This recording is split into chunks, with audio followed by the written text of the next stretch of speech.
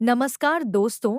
सनातन धर्म में प्रदोष व्रत का बड़ा महत्व माना जाता है, जो प्रत्येक महीने की त्रयोदशी तिथि को पड़ता है। इस तरह से एक महीने में 2 प्रदोष व्रत और साल में 24 या 25 प्रदोष व्रत पड़ते हैं। इस व्रत में भगवान शिव की पूजा की जाती है और शिव पूजा के लिए प्रदोष काल समय सबसे उत्तम माना जाता है। भौम प्रदोष व्रत कथा। इस कथा के पढ़ने व सुनने से भगवान शिव और हनुमान जी की मिलेगी कृपा। भौम प्रदोष व्रत कथा। सूत जी बोले, अब मैं मंगल त्रयोदशी प्रदोष व्रत का विधि विधान कहता हूँ। मंगलवार का दिन व्याधियों का नाशक है। इस व्रत में एक समय व्रती को गेहूं और गुड़ का भोजन करना चाहिए। इस व्रत के करने से मनुष्य सभी पापों व रोगों से मुक्त हो जाता है, इसमें किसी प्रकार का संशय नहीं है। अब मैं आपको उस बुढ़िया की कथा सुनाता हूँ जिसने यह व्रत किया व मोक्ष को प्राप्त हुई। अत्यंत प्राचीन काल की घटना है। एक नगर में एक बुढ़िया रहती थी। उसके मंगलिया नाम का एक पुत्र था। वृद्धा को हनुमान जी पर बड़ी श्रद्धा थी। वह प्रत्येक मंगलवार को हनुमान जी का व्रत रखकर यथाविधि उनका भोग लगाती थी।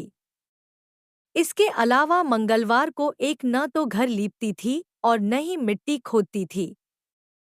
इसी प्रकार से व्रत रखते हुए जब उसे काफी दिन बीत गए तो हनुमान जी ने सोचा कि चलो आज इस वृद्धा की श्रद्धा की परीक्षा करें।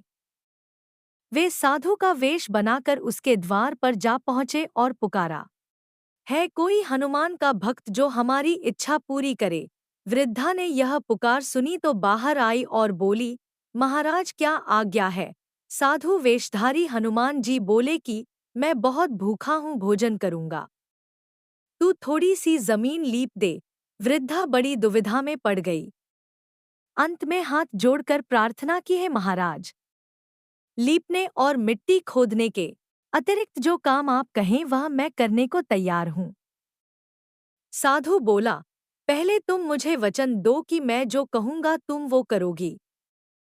वृद्धा ने वचन दे दिया। साधु ने कहा, तू अपने बेटे को बुला, मैं उसे औंधा लिटाकर उसकी पीठ पर आग जलाकर भोजन बनाऊंगा। वृद्धा ने सुना तो पैरों तले की धरती खिसक गई, मगर वह वचनबद्ध थी। उसने मंगलिया को पुकार कर साधु महाराज के हवाले कर दिया, मगर साधु ऐसे ही मानने वाले न थे। उन्होंने वृद्धा के हाथों से ही मंगलिया को औंधा लिटाकर उसकी पीठ पर आग जलवाई। आग जलाकर दुखी मन से वृद्धा अपने घर के अंदर जा घुसी। साधु जब भोजन को बुलाकर कहा कि वह मंगलिया को पुकारे ताकि वह भी आकर भोग लगा ले। वृद्धा में आंसू भरकर कहने लगी कि अब उसका नाम लेकर मेरे हृदय को और न दुखाओ, लेकिन साधु महाराज न माने। वृद्धा को भोजन के लिए मंगलिया को पुकारना पड़ा। पुकारने की देर थी कि मंगलिया बाहर से हंसता हुआ घर में दौड़ा आया। मंगलिया को जीता जागता देखकर वृद्धा को सुखद आश्चर्य हुआ। वह साधु महाराज के चरणों में गिर पड़ी। साधु महाराज ने उसे अपने असली रूप में दर्शन दिए।